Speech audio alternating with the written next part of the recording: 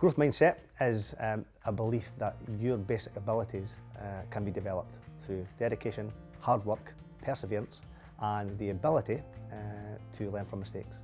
Those with a fixed mindset believe that the level of intelligence or the ability to do things is fixed, set in stone, where those with a growth mindset believe that their level of ability or how clever they are has the potential to be better and to get developed. In September 2014, Dundee was lucky enough to get Carol Dweck to come along and speak at a short conference. She is an expert in motivation, and she first came up with the concept of growth mindset, and essentially concludes that if young people and children have a growth mindset, they do better in school, they do better in life. Over the past 2 years, I've met with a large number of organisations, teams, staff, parents, young people and children. On top of that, I've also delivered to a number of agencies, organisations and colleagues who support children, young people and families in the Strathmartin community. So it was decided to have particular focus groups on early years, primary and secondary. The work that has been happening in nurseries has been really creative. We really feel that children thrive from the use of puppets and props, and we use this a lot within our work daily. So we've introduced our characters from Growth Mindset. Now I have to say, these characters within the nursery here have actually become part of our team. They're part of our life within the nursery. And as you can see, Dina Duck never gives up. That soon took off, children are repeating it, children use the phrase all the time in nursery. And we started off using her when we saw the good effort in children.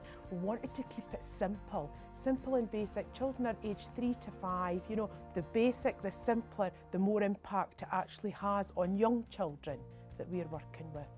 The approach I've had in primary schools is initially going into, again, raise awareness with staff. And once they've got an understanding of what growth mindset was, it was taking their lead on where they would like to use that in the school.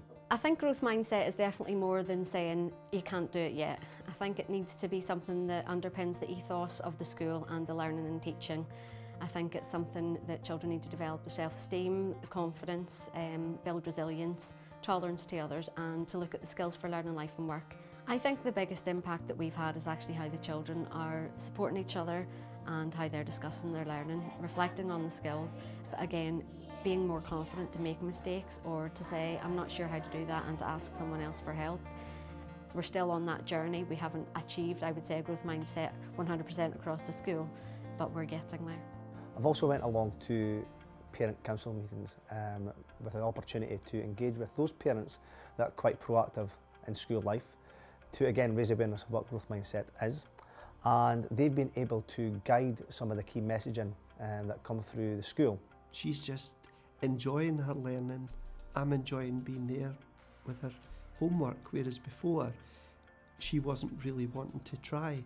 But now that I'm aware of it, I'm wanting to become more involved, because it has this like beneficial effect for both of us. I'm enjoying being with her because she's enjoying learning. We want to push this because we believe in it. I think every school should be doing it. Not even at school, all parents should, you know, everybody should learn to do it. But also gets them to think about how it could also support other individuals who may need additional support through school life. One example was a paired reading programme that Baldragon Academy delivered via senior pupils to the S1s who had poorer reading and literacy skills. So we started to train up the senior pupils, training up the S1 pupils as well, in conjunction with the senior pupils, and getting them together right from the start with a view towards using growth mindset language as part of that process of boosting their literacy skills. And so far the effect has been really positive. I've had excellent feedback from the senior pupils who are telling me that not only have they realised the effect of the kind of praise they're giving themselves when they're speaking to the S1 pupil that they're helping, but they're also starting to talk about how it's made an impact on their own learning. At the onset of the project, it was crystal clear that we wanted to embark on a journey within education to enhance the learning experiences for children and young people across the city. but at the same time we knew there was a crucial role for the community to play in enhancing that experience back in the community. For a community worker, a lot of it was quite similar to what we believe in community education terms, that people should find ways to achieve their fullest potential. But growth mindset was something that encompasses early years right up to adulthood in terms of learning about asking questions, making mistakes, never giving up, effort, all of these things which as community workers we knew from working with adults, but here it was a way of learning for young people as well. One agency I supported was Positive Steps, who support individuals to live independently. And this programme was basically exposing them to new experiences, new activities that would allow them to think about what it's like in life to take on things for the first time or to take on things that are particularly challenging, empowering them to try to live independently.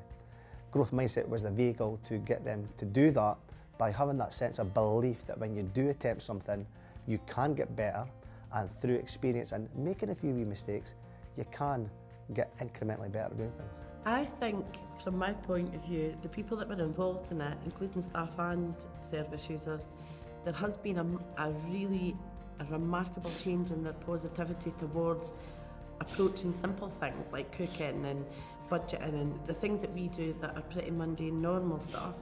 They've got a different attitude towards that.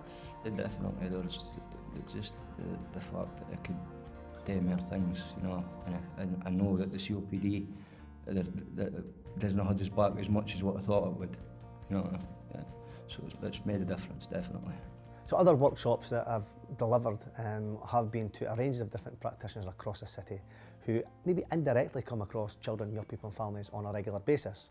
A range of different businesses, a range of different colleagues and a range of different volunteers in community settings.